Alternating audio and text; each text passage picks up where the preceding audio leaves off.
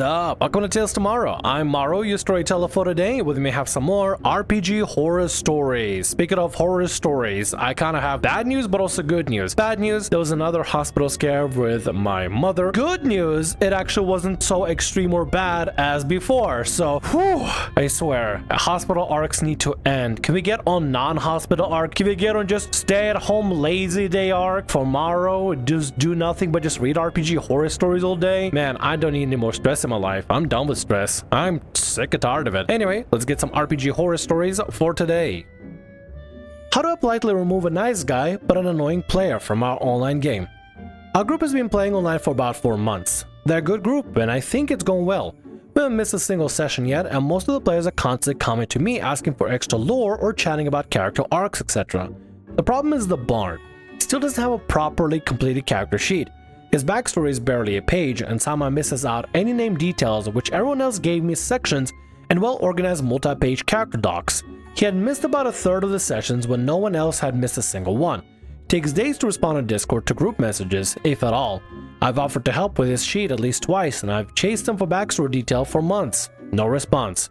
Last session he was clearly feeling left out because I led the fight to bring in the mercenary company, the druid, a face spirit from the grove, and the rogues gang helped smuggle the party into the city. But we have been talking about these details for weeks, and each player told me ahead of sessions what they were planning. Because he had missed so many sessions, he felt left out from planning, and often doesn't understand exactly what is going on. He asked if his noble family, which I have zero details about, could live in his city and help somehow. I just responded, no, I'm not going to improv an entire noble house mid-session, and moved on.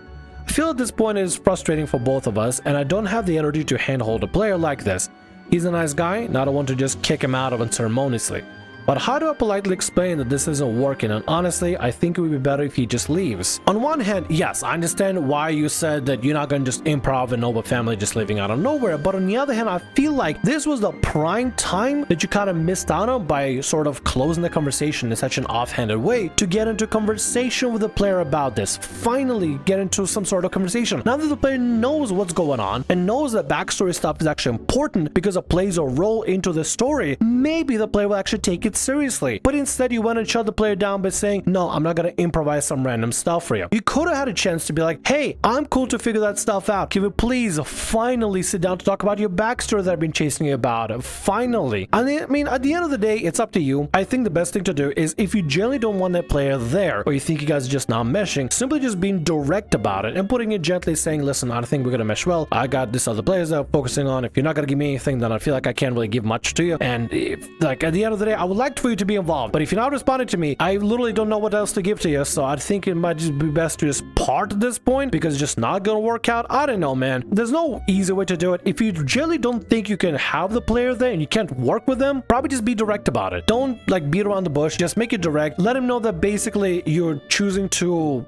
prioritize other players instead of this player. Not because you're trying to be an a-hole DM, it's because the player doesn't give you anything to work with and you can't really come up with stuff just on the fly and on the spot for this player just out of nowhere. You would love to have him be involved, but if they're not going to give you much, then it's going to be difficult for you to find ways to make him more involved. There could be still a chance for this to turn around, so don't immediately write the player off completely. Try to be patient, try to be gentle. Maybe they're brand new to the game. Maybe their work schedule doesn't allow them to be always engaged. Maybe they're so hella busy to the point where literally they're just busy most of the day in and day out. They forget to check Discord. However, if the frustration is reaching to the point where you feel like you and the player are not going to be compatible whatsoever in the slightest, it might be best just to be direct with the player and just be outright and courteous and just let him know that it's just not going to work out. You guys should probably part ways because having the player stick around for this long, I don't think is going to be beneficial for either one of you. I wish you good luck and I hope there's a chance to turn it around. I really hope you try to give the player another chance and I hope the player actually tries to meet you halfway because this could work out, but it requires for both of you to meet halfway. If you're constantly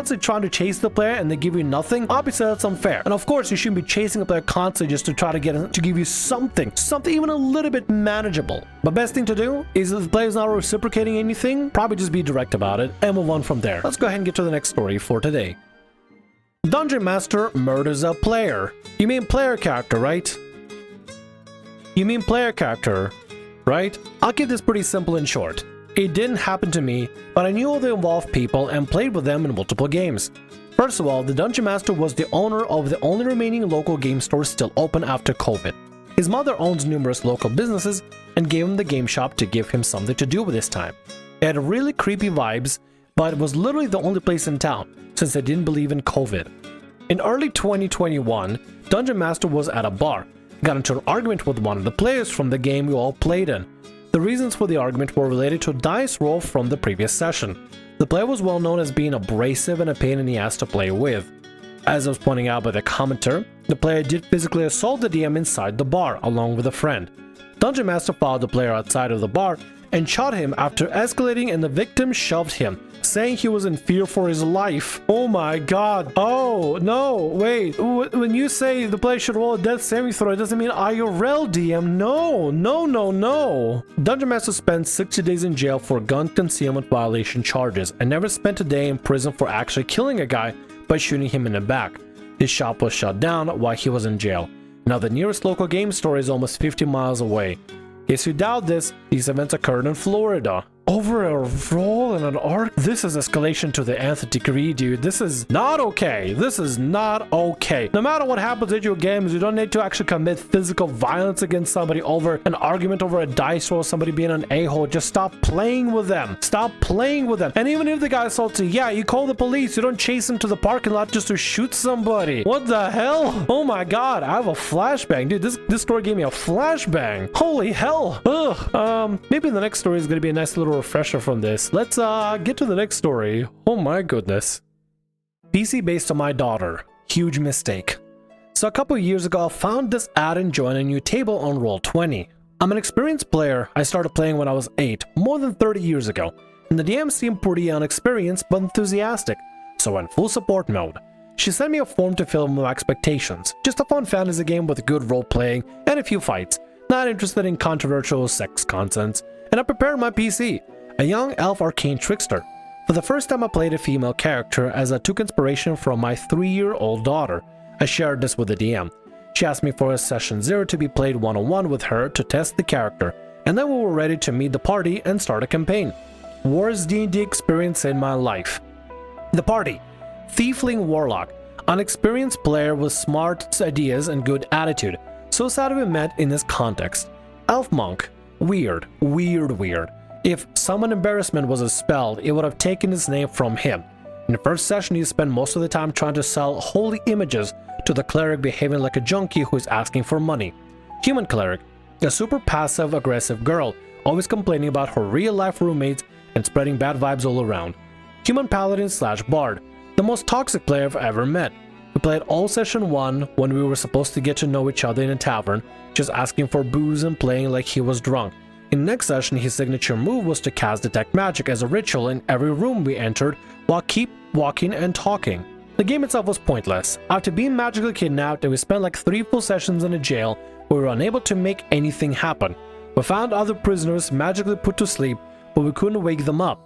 We figured it out, it was a flying ship, but we could not change the route.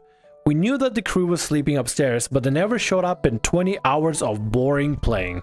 I think you forgot to put the last person as a problem in the situation, the DM. If the DM is literally making you guys for 3 sessions or 20 in-game hours, basically meandering about the bottom of the hull of the ship, or the hold of the ship, whatever it is, the jail of the ship, without any ability to interact with anything, that's bad. You should be getting the motion going in first session. You should be getting like off the rails and off the ground, getting, you know, the full steam blowing and stuff. Like downtime should be happening way later, not for the first 3 sessions when you just starting the campaign. Huh? What is the DM doing? Shouldn't it be like having a first epic campaign where you break out of jail, you get to know each other, and you figure out how you work together, and you just escape, and then the next session is like where things can kind of go from there? At least that's what I imagine session 1's being. You know, it gotta be exciting. Get players excited and ready and practice those stuff and get to roleplay with each other and everything. Huh? At session 4, we finally found a note written by our jailer.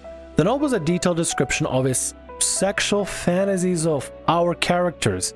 Violent sexual fantasies on my character, based on my 3-year-old daughter.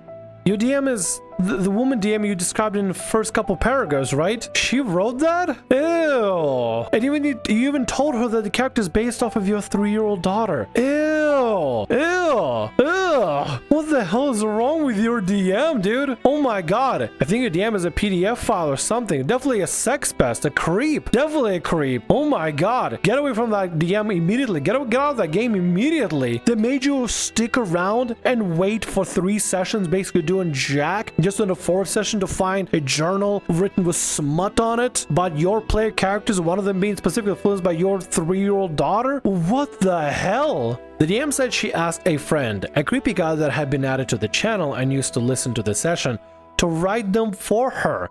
I was speechless. It gotta be a cover-up. This has to be a cover-up. They just throw in this random creep that's been added under the bus just for that. Either this DM has no idea who the hell they're around with and trusts some very horrible people and probably going around with sleazy people in some really bad sleazy circles, or this is just throwing somebody else under the bus because they're embarrassed to admit that they are the ones that wrote that. Either way, neither of the looks are great. Whether you're associating with sleazy people and just that's a regular thing for you, or you are being a sleazebag and you're just throwing somebody else because you're trying to cover for yourself and cover your ass. That's not a good look. Neither one of us is a good look, and I think everybody should just leave the game. This DM sounds like this suck. Luckily, next week she decided to quit the game because it was too stressful and she had issues IRL. No need to say, I would have stopped it anyway. Dude, what is going on with these stories? It's like, feels like the last 2 stories have been a flashbang like crazy. It's like they start kind of innocuous and then the twist. It is just, it's just a lot to handle, dude. A lot to handle. Oh my god. This is the last story that we have for the batch, but I don't know about y'all. I need a mental break. Hopefully the rest of the stories I'm gonna be recording for the night, they're gonna be better than this because woo, crazy stuff. Be safe out there, y'all. You can deal with a lot of creeps and weirdos and psychos and crazies. Just be careful out there. And with that, that's gonna be all our stories for today. I want to thank you very much for watching, and thanks so much for being here. If you like what I do, consider subscribing to the channel and leaving a like. Also, if the RPG Horror Stories ever goes down, or if you want to submit your own personalized horror story, email is down in the description below. I'll see you again in more Tales tomorrow. Bye-bye.